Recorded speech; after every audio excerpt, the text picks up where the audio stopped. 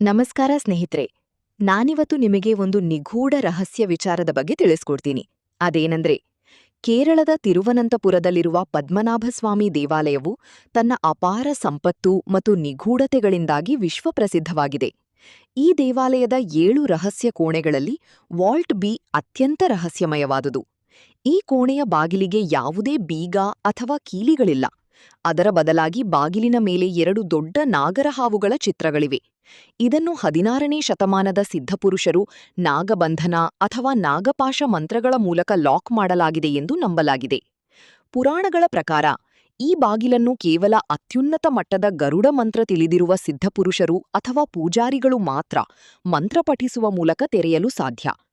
ಆಧುನಿಕ ತಂತ್ರಜ್ಞಾನ ಬಳಸಿ ಇದನ್ನು ಬಲವಂತವಾಗಿ ತೆರೆಯಲು ಪ್ರಯತ್ನಿಸಿದರೆ ದೊಡ್ಡ ಮಟ್ಟದ ಪ್ರಳಯ ಸಂಭವಿಸಬಹುದು ಎಂಬ ಭೀತಿಯಿದೆ.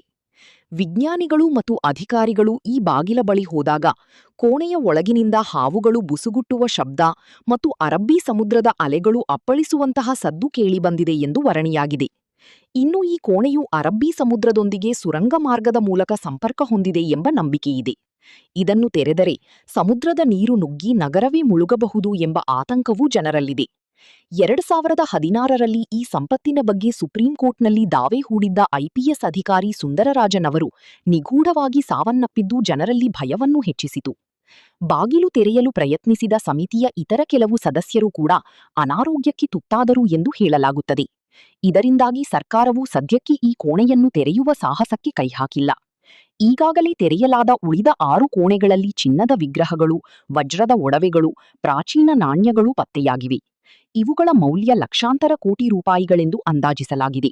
ಆದರೆ ವಾಲ್ಟ್ ಬಿ ಕೋಣೆಯಲ್ಲಿ ಇವೆಲ್ಲಕ್ಕಿಂತ ಹೆಚ್ಚಿನ ಸಂಪತ್ತು ಅಡಗಿದೆ ಎಂದು ನಂಬಲಾಗಿದೆ.